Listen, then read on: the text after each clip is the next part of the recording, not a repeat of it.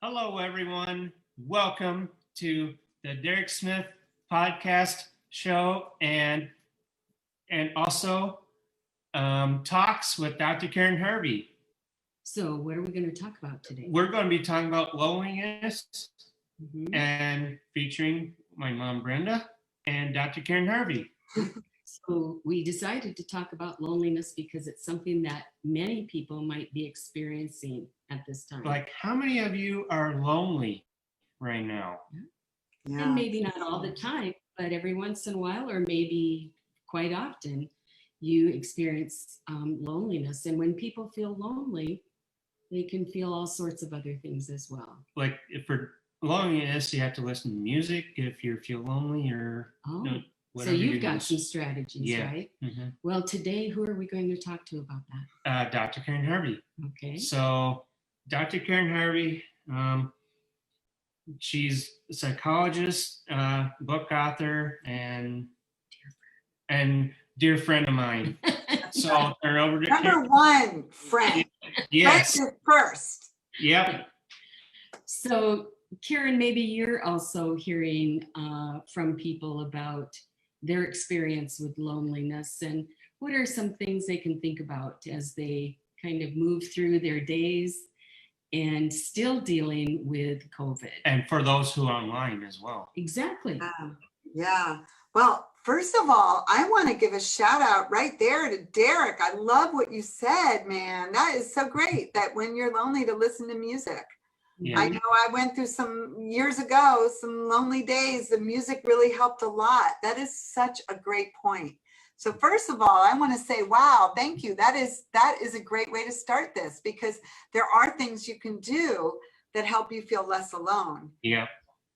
But the reality is, if you are feeling a little bit lonely right now, you're not alone. Right. You're not alone. You are not alone. So many people are telling me that they feel lonely. So many people are telling me they wish they could be with, friends or family or this one or that one.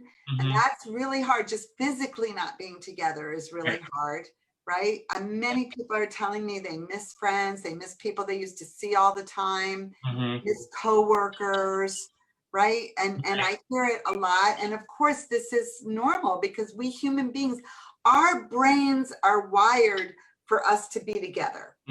Our brains are actually set up that when we are excluded or left out and pushed aside, it actually causes physical pain. Yeah. There was a study that showed that people that were left out of a silly little game called cyberball, they were supposed to catch a ball and throw it back and forth. And they were told that two people were in two other rooms and they were all playing with the computer with a ball, but really it was a lie. Right. It was just a computer program that would throw the ball to the person. It stopped throwing the ball to the person for about 15 or 20 minutes. Every single person in that study, they had their brains wired up. Every single person's brain indicated that they were in pain that would be the same as if you broke your foot. Right. Physical pain. Loneliness can cause pain. And what really causes it is feeling excluded. And the reason, so the woman who did this study, her name is Eisenberger, and she actually married a guy because they were doing very similar work, and his name is Lieberman, and he came up with a lot of the theory about it. So he says the brain seeks two things, right? First thing your brain does is, eat, sleep, try to make sure you're going to be okay. You find shelter, you get food, but you just do whatever is going to keep you alive. That's number one. But the number two focus of the brain after you meet your basic needs is to connect with other people. Right. Okay. That our brains are always seeking socialization. They're seeking other people. I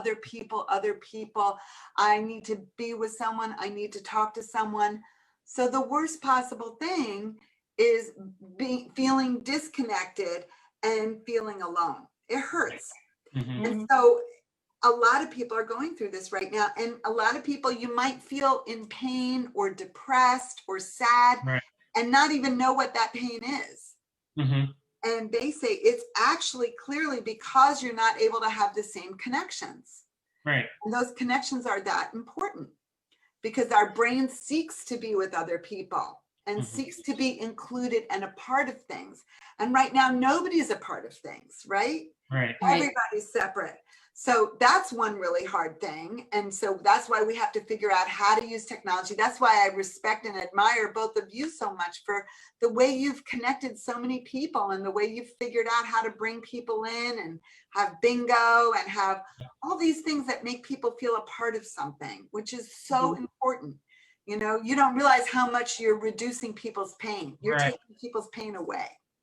So that's one big piece. Like, how can we connect so we don't feel so excluded? Right. That's one thing. Then the other thing that's very hard right now is I have talked to people whose friends have kind of left them or dropped them for a number of reasons. So some people, because of COVID, they're not talking to anybody. So I have a friend, I was reaching out to her, no answer, no response. Kept saying, let's talk, you know, texting, let's talk.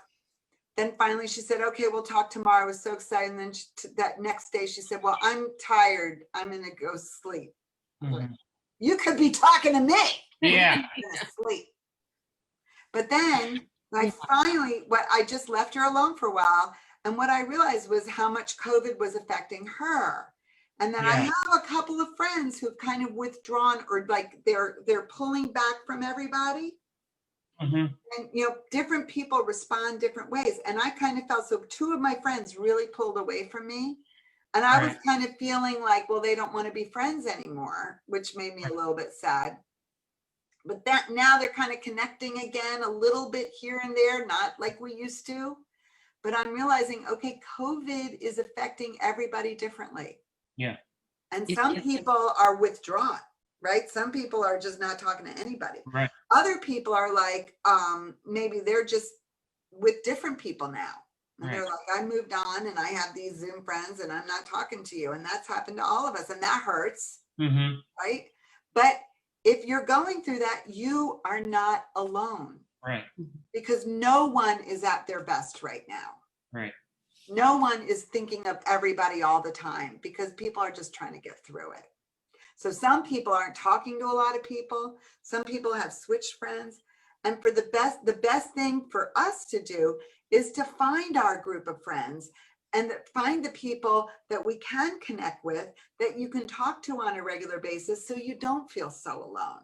There are lots of people that may not be able to put into words. All right. I'm feeling lonely. But they might show it through complaining through some behavior they might have. They might show it by over contacting somebody. There are lots of different ways that people might express that they're lonely. And so people who are supporting them, family members, direct support staff, or anybody else needs to really have an understanding of the impact of loneliness and help them connect with others. That's exactly it. And I think that's the best thing that staff can do, that families can do, that other friends can do, is not be the only person for that person. Right. Right. Yeah. So help them to connect with someone else. I was doing some work with somebody and we were talking and he was feeling very, very alone. And I was like, do you know that your staff, who you have a contact for, could probably give you some people's numbers if they got the person's permission. Right. So he was able to send an email to the staff saying, I'd really like to talk to Joe. Can you ask Joe and see if I can have Joe's number? And was able to connect because his staff, you know, did have those phone numbers, even though he didn't. And the staff was able to get that for him, you know, so, and that's something family can do as well. Like, okay, you had this friend at your old job or at your day program, and maybe you're thinking about them. Well, there's someone, in all likelihood, there's somebody somewhere who can help you get that phone number. Right. Or email. You know, sometimes we reach out to people on Facebook. I'm very bad with Facebook, as you know. But so someone might reach out to someone on Facebook thinking, why aren't they getting back to me? Right. And not realizing that they're like me. They're really bad at Facebook and they never look at it and they're terrible. So, I mean, they're not terrible, but they're not a Facebook Right. person, right? Right. And so they can find a different way, a different route, right, to get connected to that person. And that's where family and staff can help. And that's where family and staff shouldn't have to feel like I'm the only person in the world connected to this person. That's why I love what you guys do. And I think the other thing that when I think about as a family member for other families is we cannot be it. We cannot be the all for our sons and daughters or other family members. They need additional relationships beyond what we can provide. Especially churches. Oh, another place. Good one. You are full of so many good points. Where else? Music and churches. Yes. And that's the thing, because even many churches are meeting virtually right now. They have Zoom. Some are meeting outside. You know, that's a beautiful way to connect. And many people may not have been going. But they can start, you know, looking up the Zoom connection and Zooming on Sundays or whatever, and then start to see people and maybe connect with people. Yeah. Or like you go to your nieces and nephews game, or is it nephews? Yeah. So that's so sweet. Like, so there's where everybody is 6 feet apart and, you know, it's safe and it's outside. You might see someone or be able to connect with someone. That's an opportunity. I think a lot of people aren't able to do that. I'm so glad that you can. A lot of us are just in our houses. Yeah. You know, maybe you go to the grocery store, but then coming back home. And a lot of people I talk to are very much by themselves. So, you know, and that's a good point. Connecting through a church, maybe online or something like that, I think would help a lot. I do appreciate this because I think it's such an important conversation. And sometimes even people that are around a lot of people may still feel lonely. Yeah, you know, that's a very good point. Being present. Because you may be living with a lot of people, but they're not the ones that you're really close to, or they may not be your real true friends, and you're not seeing your friends, or maybe you feel just so alone, you're not even sure you have friends. Some people I know are organizing happy hours. Yeah. And it doesn't mean like you have to drink. You just have, you know, a time together, and some people want to drink a soda, other people will have a beer, but you have a happy hour where everybody Zooms together and you have a group of friends, and it's just relaxed. It's not work oriented. It's not studying anything. It's not a book club. It's just for fun. And I know that's been helping a number of people that I know, just having their happy hours. Any parting thoughts about loneliness, Karyn? Well, if you feel alone, you're not alone. Right.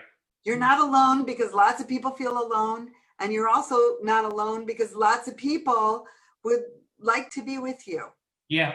So, and what you know, and we're talking about losing friends, and I know a number of people have said they've lost friends, but there's always somebody else. Right. There's always someone else. There's always a new friend that can be made. So don't forget about that other person who maybe has called you one time or you used to hang out with. Reach out to that person. Yeah. There's a new friend waiting for you.